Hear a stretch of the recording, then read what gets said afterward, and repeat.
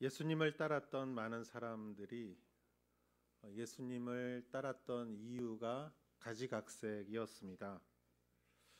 어떤 사람은 병을 낫기 위해서, 또 어떤 사람은 예수님의 가르침이 재미있고 감동적이고 유익했기 때문에, 또 어떤 사람은 오병이어의 기적으로 빵을 찾아서, 또 예수님을 그래서 왕으로 삼으려던 사람도 있었지만, 예수님은 그 사람들을 쫓아오는 무리를 피해 산으로 올라가셨다라고 성경에 나와 있습니다.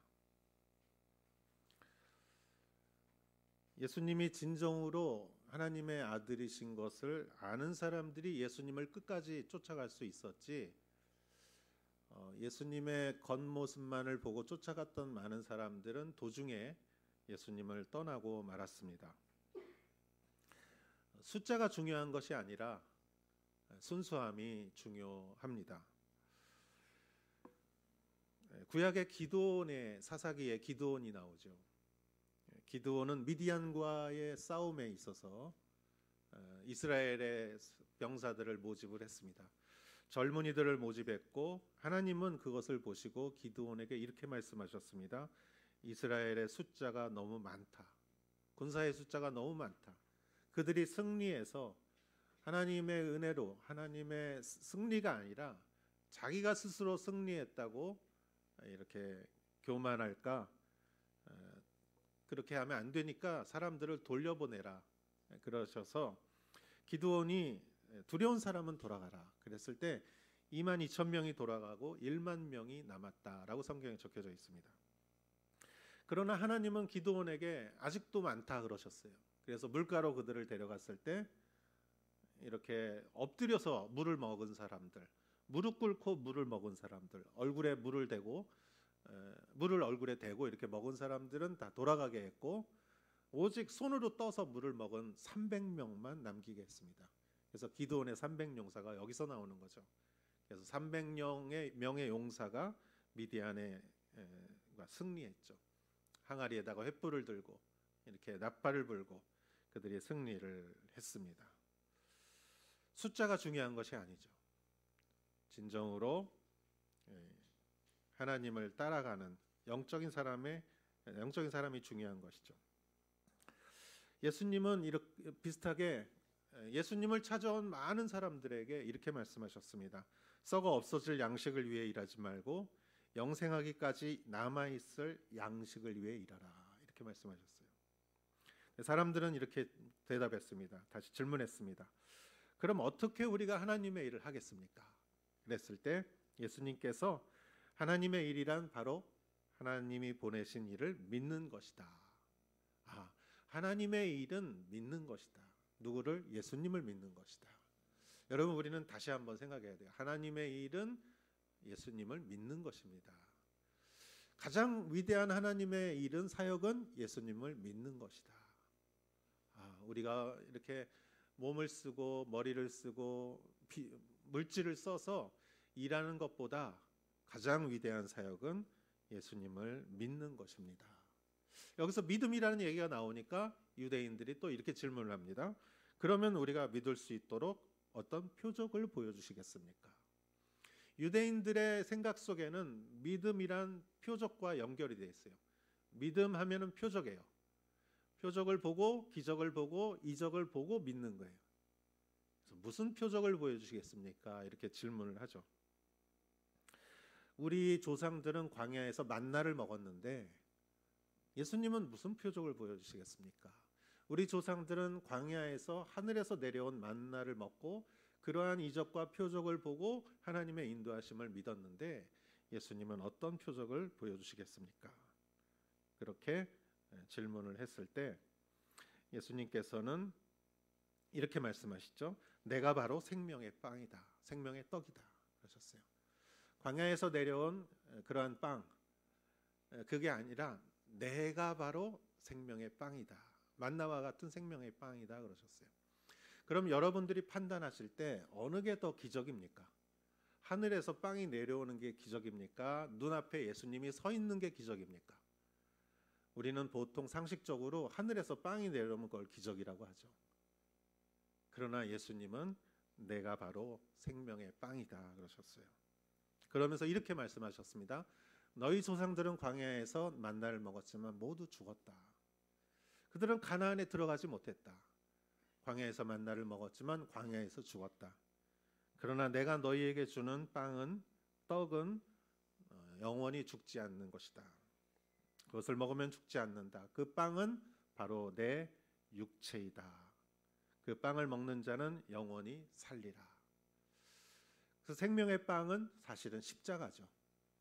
예수님이 십자가에서 그 살을 찢고 그 피를 흘리신 예수님, 누구든지 그를 믿는 자는 멸망치 않고 영생을 얻으리라. 그 생명의 빵은 예수님의 십자가입니다. 그래서 내 살을 먹고 내 피를 마시는 자는 영원히 죽지 아니하리라.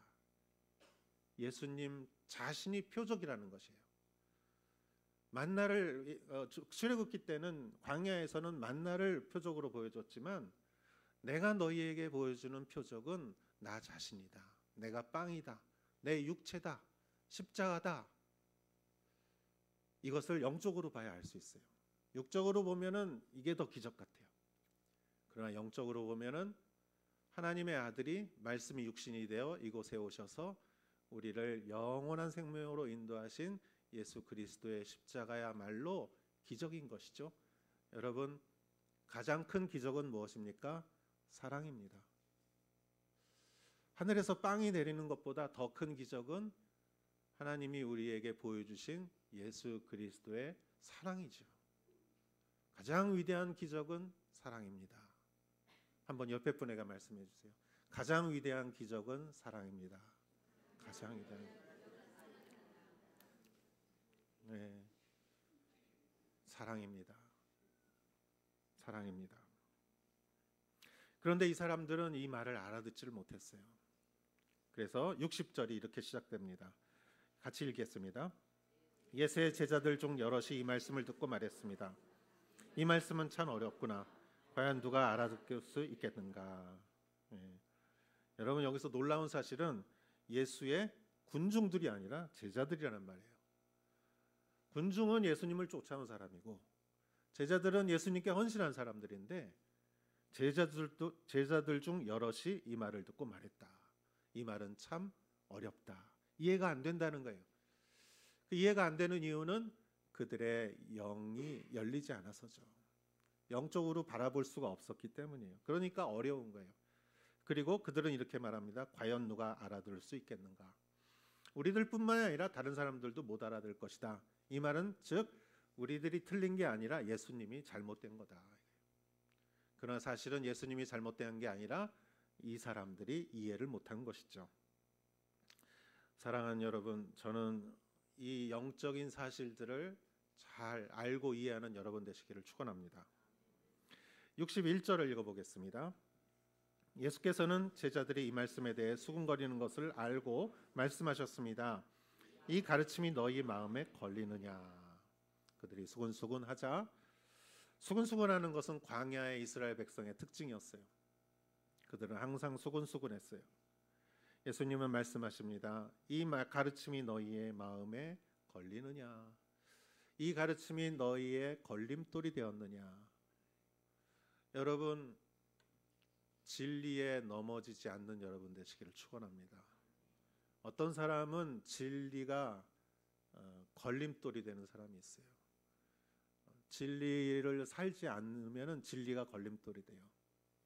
아무리 옳은 일을 우리가 나쁜 일만 하다 보면은 좋은 일 하기가 힘들어요.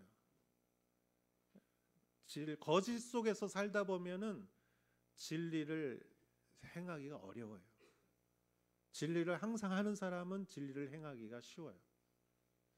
그러나 이들은 영적인 눈이 어두웠기 때문에 그들에게 마음에 걸리게 되었죠. 62절 말씀 보겠습니다. 만약 인자가 전에 있던 곳으로 올라가는 것을 본다면 너희는 어떻게 하겠느냐? 아멘. 내가 이 가르침을 하는데 그것이 너희에게 걸림돌이 된다면 이보다 더한 것을 보면은 너희들은 어떻게 하겠느냐 이 말이죠. 인자가 전에 있던 곳으로 예수님이 하늘 영광 버리고 말씀이 육신이 되어 이 땅에 오셨는데 예수님이 다시 하늘로 올라가시는 것을 본다면 너희는 어떻게 하겠느냐?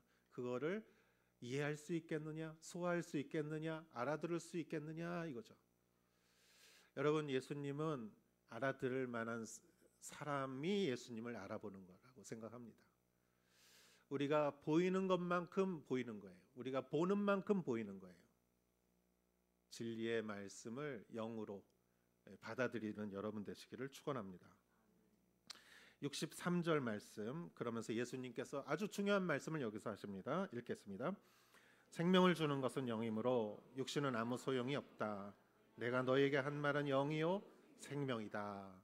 예수님께서 포인트가 되시는 중요한 말씀을 하십니다. 생명을 주는 것은 영이다. 육이 아니다. 육을 만족시키고 육을 채우고 그것은 생명이 아니다. 생명을 주는 것은 영이다. 내가 지금 너에게 하는 말은 영이요 생명이다 라는 말이죠. 여러분, 여기서 생명이란 무엇입니까? 숨 쉬는 것을 말하는 것이 아니죠. 걸어 다니는 것을 말하는 것이 아니죠. 살아있는 생명의 특징은 신진대사를 하고 이렇게 자녀를 낳고 그리고 또 이렇게 살아가는 것이 생명이지요. 그렇다면 여러분, 생명이 있는데 또 생명이 필요합니까? 여기서 예수님께서는 생명을 주는 것은 영이므로 육신은 아무 소용이 없다. 육신이라는 것은 이미 육의 생명을 가진 것을 말하는 것이죠. 그런데 거기에 또 생명이 필요합니까? 이렇게 우리는 생각해 볼 수 있지요. 요한복음 10장 10절 말씀이 여기에 대해서 잘 대답을 해주고 있습니다. 같이 한번 읽어보겠습니다. 도둑은 훔치고 죽이고 멸망시키려고 온다. 그러나 내가 온 것은 양들이 생명을 얻게 하되 더욱 풍성하게 얻게 하려는 것이다. 아멘. 그러나 내가 온 것은 양들이, 이 양은 우리를 말하는 것이죠. 생명을 얻게 하되 더 풍성하게 얻게 하려는 것이다. 생명이 있지만 생명을 얻게 하는 것이다. 더 풍성하게 하는 것이다. 여러분, 생명 위에 생명이 있는 것입니다. 여러분, 우리가 육의 생명만을 갖고 살아간다면, 우리 생명 위에 다른 생명이 없다면 우리는 살지만 죽음을 향해 사는 것이에요. 그렇지 않습니까? 우리가 육의 생명만을 갖고 산다면은 죽음을 향해 사는 것이죠. 질병과 고난과 불화와 상실감과 죄책감과 허무함으로 사람들은 살면서 이렇게 말합니다. 내가 사는 게 아니야. 이렇게 말할 때가 있죠. 살긴 사는데 생명을 향해 살지 못하면 우리는 유한한 생명, 죽음을 향해 살면은 그것은 허무한 것이죠. 사는 것이 너무나 큰 짐이 될 수가 있습니다. 기쁨이 아닐 수 있습니다. 그러나 예수님은 우리의 생명 위에 영원한 생명을 더해 주시고, 우리가 사는 것이 그 생명을 위해서 사는 것이고, 그리고 우리가 살 때 주님이 주시는 풍성한 생명을 누리면서 살 수 있는 것이죠. 광야에서 광야 1세대의 그 백성들은 광야에서 기적을 보았지만, 만나를 먹었지만 그들은 거기서 죽었습니다. 그러나 예수님이 주시는 생명은 그것과 다른 생명인 것이죠. 저는 지난주에 서울 온누리교회에 가서 또 목회자들끼리 목회자들과 이렇게 모여서 한 400명 정도가, 전 세계 목회자들이 모여서 3박 4일 정도 목회자 사관학교를 참석했습니다. 강사님은 작년에 오셨던 알티 켄달 목사님, 영국의 런던의 유명한 웨스트민스터 교회의 주임 목사님이셨고 은퇴하신 84세의 목사님이십니다. 그 목사님의 전임 목사님은 세계적으로 유명한 마틴 로이드 존스라고 하는 세계적으로 유명한 목사님이셨죠. 그 후임으로 들어가셔서 이미 은퇴를 하신 목사님이셨습니다. 그 첫날 저녁에 목사님께서 말씀하시는 말씀에 저는 굉장히 감명을 받았습니다. 목사님은 이렇게 말씀하셨습니다. 사람에게는 죄책감이 있습니다. 그런데 그 죄책감에는 두 종류가 있습니다. 첫 번째 종류의 죄책감은 진정한 죄에 대한 죄책감입니다. 우리 인간의 본성이 죄인이고 우리가 죄를 벗어날 수 없는 우리의 한계를 인정하고 예수님 앞에서 십자가에서 그 십자가의 보혈로 피로 용서받는 것이 진정한 죄의 그 죄책감에 대한 회개이고 용서입니다. 그거는 예수님 앞에 서기만 하면 믿음으로 예수님께서 용서해 주는 것입니다. 너무나 큰 죄지만 그러나 너무나 쉽게 용서받을 수 있는 것입니다. 그러나 문제는 두 번째 죄책감입니다. 그것은 거짓된 죄책감입니다. 우리 안에 내 완벽주의와 내 자기 연민으로부터 우러나오는 내 마음 속에 사실은 죄가 아닌데 죄라고 여기고 스스로 자신을 징벌하는 그러한 죄책감입니다. 그러한 죄책감은 사실 느끼지 않아도 되는 것이고 오히려 이러한 죄책감은 벗어나기가 더 어렵습니다. 예를 들어서 완벽주의 때문에 목사님은 이렇게 말씀하셨습니다. 은퇴를 하고 미국 분인데 영국에서 목회를 하셨어요. 25년을 하시고 은퇴해서 플로리다라는 곳으로 이제 돌아가셨는데 거기는 바닷가가 좋지 않습니까? 그래서 옛날 교회 집사님이 그 보트에 모터를 사주셨대요. 그래서 보트에 모터를 달았는데 보트를 못 탔대요. 죄책감 때문에 내가 은퇴했지만 내가 책을 쓰고 기도해야지. 어떻게 목사가 보트를 탈 수가 있어? 그래서 보트를 못 타셨대요. 여러분 이런 죄책감이 있지 않습니까? 어머니의 죄책감, 내가 아이를 잘 키워야 되는데 잘 키우고 있는데 저 옆집 어머니보단 내가 잘 키워야 되는데 서로 비교하면서 아버지의 죄책감, 내가 가족을 행복하게 해줘야 되는데 내가 아파트 평수를 늘려야 되는데 이런 죄책감, 수험생의 죄책감, 내가 공부해야 되는데 지금 라면 먹고 있어. 목사의 죄책감, 내가 선교해야 되는데 내가 지금 온천에 갈 땐가.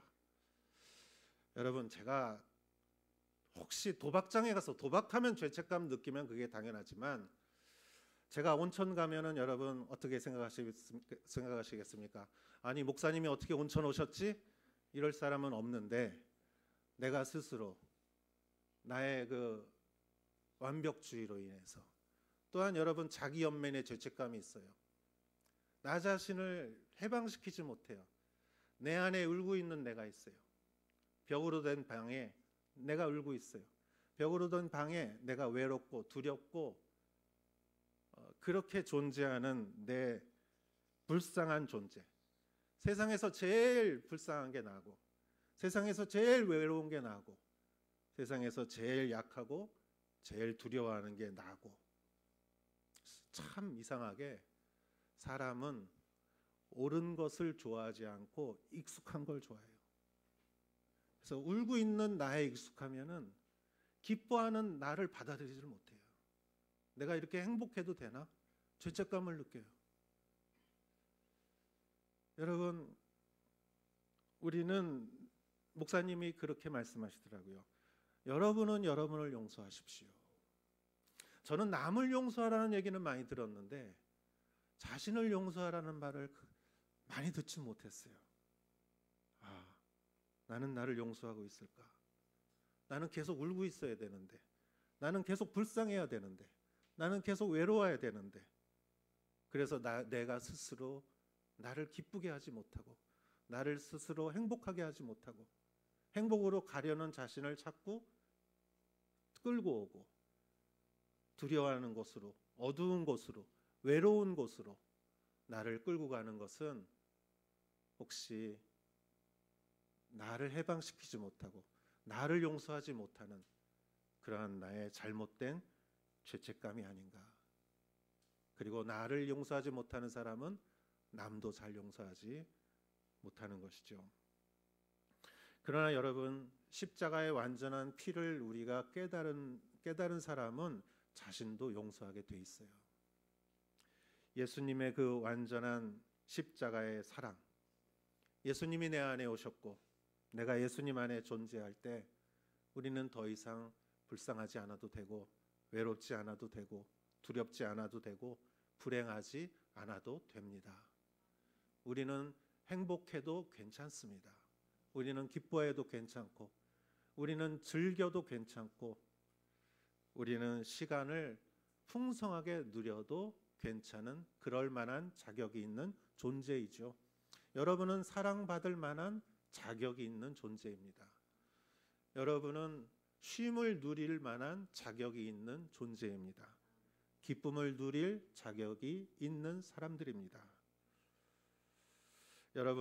우리는 하나님의 기쁨의 자녀가 되었습니다. 세상은 모르지만 우리는 하나님 앞에 하나님에게 우리는 VIP입니다. Very important person.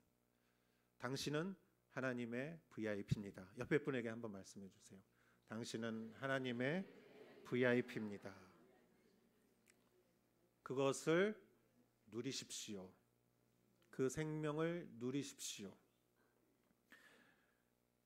생명을 주는 것은 영입니다. 그냥 살아있는 게 생명이 아니에요. 그것만이 생명이 아니죠. 생명 위에 생명이 있습니다.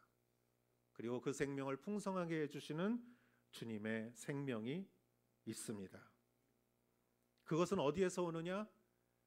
예수님의 영에서 오는 것이죠. 우리의 영혼이 풍성해질 때 그러한 생명이 임하는 것이지요. 그 생명이 여러분에게 더 풍성하기를 주의 이름으로 축원합니다.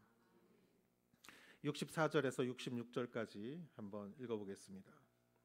그런데 너희 중에 믿지 않는 사람들이 있구나. 예수께서는 처음부터 누가 믿지 않는지 누가 자신을 배반할 줄 알고 계셨던 것입니다. 예수께서 계속 말씀하셨습니다. 그러므로 내가 너희에게 아버지께서 허락하여 주신 사람이 아니고는 아무도 내게로 올 자가 없다고 말씀한 것이다. 이 말씀 때문에 예수의 제자 가운데 많은 사람이 떠나갔고 더 이상 그분과 함께 다니지 않았습니다. 아멘. 예수님에게 가는 것도 우리의 의지 같지만 사실은 예수님이 우리를 불러주신 것이죠. 그리고 예수님의 그 영의 말씀을 깨닫지 못해서 예수님의 떡을 먹고 인기를 보았고 그 권력의 가능성을 이용할 생각으로 온 사람들은 그 예수님의 말씀이 이해가 되지 않아서 거기서 예수님을 떠나갔습니다. 얼마나 불행한 일입니까? 천국 문 앞에서 그들은 떠나가고 말았습니다. 순종이란 어려운 일도 함께 하는 것이죠. 다음 구절 66절에서 69절까지 읽어보겠습니다. 예수의 제자 가운데 많은 사람이 떠나갔고 더 이상 그분과 함께 다니지 않았습니다. 예수께서 12 제자들에게 물으셨습니다. 너희도 떠나고 싶으냐? 시몬 베드로가 예수께 대답했습니다. 주의 영생의 말씀이 주께 있는데 저희가 어디를 가겠습니까? 주는 하나님의 거룩하신 분임을 저희가 믿고 또 압니다. 많은 사람들이 예수님을 떠나갔을 때 얼마나 맥이 빠졌을까? 사람들이 많을 때는 그래도 좀 기분이 좋은데 사람들이 반 이상 3분의 1, 3분의 2가 빠져나가고 그러면은 맥이 빠졌을 거예요. 그러나 예수님의 일은 숫자에 있는 것이 아니라 순수함에 있죠. 기드온의 300용사만을 하나님은 택하셨고 예수님은 제자를 12명만을 택하셨습니다. 중요한 것은 많은 목적을 가지고 모인 많은 사람들보다 순수한 목적을 가지고 모인 소수가 더 중요할 때가 있습니다. 예수님은 제자들에게 질문을 합니다. 너희도 떠나고 싶으냐? 예수님의 제자들 12명 중에 한 명은 나중에 정말 떠났죠. 가룟 유다는 배신하고 떠났습니다. 그러나 베드로가 이렇게 말합니다. 주여 영생의 말씀이 주께 있는데 저희가 어디를 가겠습니까? 살리는 것은 영인데 생명을 주는 것은 영인데 영생의 말씀이 주께 여기에 있는데 저희가 어디를 가겠습니까? 영이 있는 곳에 생명이 있고 영이 있는 곳에 그것이 우리가 있어야 할 장소이지요. 그때 주님께서 우리에게 생명 위에 생명을 주시고 영원한 생명을 주시고 풍성한 생명을 주시는 것이죠. 저는 오래전에 신학교 다니는 시절이기 때문에 정말 20수년 전에 단기 선교를 간 적이 있었습니다. 브루나이와 말레이시아 보르네오 섬에 한 20명 정도의 신학생들과 같이 단기 선교를 가서, 그때 저희가 이반족이라는 그 강 상류에 사는 그 부족의 마을에서 한 2박 3일 정도를 지내고 돌아왔어요. 근데 그 강을 가는데 아주 10m 되는 좁고 긴 배를 타고 한 사람씩 이렇게 일렬로 탔어요. 그리고 맨 뒤에 있는 사람이 배를 조종하고 뒤에 모터가 달려 있어요. 그것을 타고 몇 시간을 올라갔어요. 그 섬의 자연의 아름다움은 지금도 기억이 나요. 그런데 강이 이렇게 물이 이렇게 많이 있을 때는 보트가 손쉽게 가는데, 상류로 갈 때마다 물이 적은 곳이 그 배 바닥이 그 강바닥과 이렇게 부딪히면은 저희가 내려야 했어요. 내려서 그 배를 밀고 다시 타고 조금 가다가 또 이렇게 물이 얕아서 배가 이렇게 부딪히면은 저희가 내려서 또 밀고, 그거를 해서 가는데 몇 시간을 해서 갔어요. 너무너무 고생하고 힘들었어요. 강으로 이렇게 가는데. 그리고 거기서 저희가 며칠을 보내고 그리고 돌아올 때 저는 너무 걱정했어요. 허리가 아프고 내렸다 올라갔다 그 몇 시간을 또 가야 되나 했는데, 여러분 너무나 순조롭게 그냥 보트만 타고 쭉 해서 너무나 빨리 우리가 목적지에 도착했어요. 왜 그랬을까요? 강물이 불어서 그래요. 비가 와서 강물이 불어서, 물이 많아지니까 이 배 바닥이 걸리는 게 없어요. 여러분, 우리의 삶에 어려움과 인간관계와 재정적인 어려움과, 여러분 우리의 어떤 질병과 이런 어려움들이 우리가 없어서 쉬운 거 아니에요. 문제는 여러분 그것을 넘어갈 수 있는 물이 많이 있으면은 그거를 쉽게 넘어가는데, 물이 없으니까 그 하나하나가 다 걸리는 거예요. 하나하나가 어려운 거예요. 우리의 삶도 마찬가지입니다. 우리의 삶에 고난은 찾아옵니다. 하용조 목사님은 이렇게 말씀하셨어요. 고난은 파도처럼 옵니다. 오고 또 오고 또 옵니다. 고난이 없다고 생각하지 마십시오. 죽을 때까지 우리는 파도처럼 고난을 만납니다. 동일한 거예요. 그러나 중요한 것은 무엇입니까? 우리가 가는 길에 생명이 넘치면 그 생명을 타고 우리는 손쉽게 갈 수 있는 것이에요. 어려움도 손쉽게 넘어갈 수 있는 것이죠. 즉 생명을 주는 것은 영이므로, 우리가 예수 그리스도의 영으로 풍성할 때 강물이 불어서 배가 손쉽게 가듯이 우리의 삶의 어려움을 잘 이겨낼 수 있는 것이죠. 우리가 어려운 일을 당할 때마다 환경 탓, 내 탓, 부모 탓, 누구 탓을 하면서 살아가면 얼마나 힘들겠습니까? 우리에게 필요한 것은 고난이 없는 것이 아니라 그 고난을 이겨나갈 수 있는 그 생명이며, 그 생명을 주시는 것은 그 예수님의 영인 것이죠. 그리고 그 영은 예수님의 말씀에 있습니다. 베드로는 이렇게 말했습니다. 주여, 영생의 말씀이 여기 있는데 우리가 어디를 가겠습니까? 영이 있는 곳에 생명이 있습니다. 영이 있는 곳에 머무시는 여러분 되시기를 축원합니다. 영이 있는 곳에서 예배를 드리시고, 영이 있는 곳에서 말씀을 나누시고, 영이 있는 곳에 찾아가십시오. 말씀의 자리, 기도의 자리, 예배의 자리. 2020년 벌써 한 달이 지나갑니다. 너무나 빠르죠.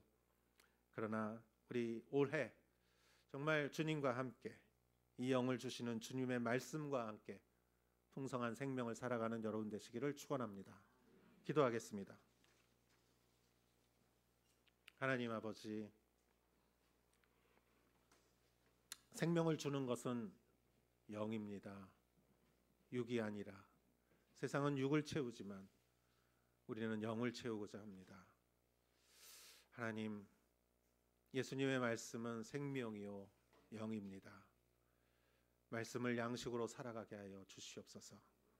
사랑하는 성도님, 가정과 사업과 직장과 여러 삶의 자리에서 하나님께서 항상 영으로 생명으로 풍성하게 하여 주시옵소서. 예수님의 이름으로 기도하였사옵나이다. 아멘.